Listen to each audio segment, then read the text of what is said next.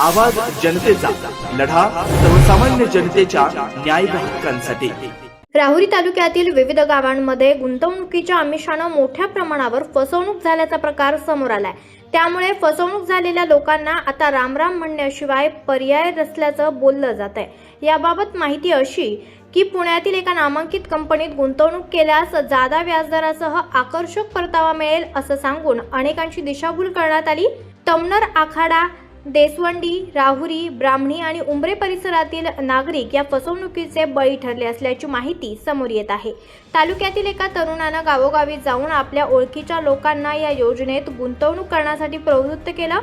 माझी पुण्यात ओळख आहे, कंपनी विश्वासार्ह आहे, 2 वर्षात पैसे दुप्पट होतील अशी आश्वासनं देत त्यानं अनेकांना जाळ्यात ओढलं। या तरुणाच्या सांगण्यावर विश्वास ठेवून काहींनी स्वतःचेच नव्हे तर नातेवाईक आणि मित्रपरिवाराचे पैसेही त्यांच्याकडे सुपूर्द केले।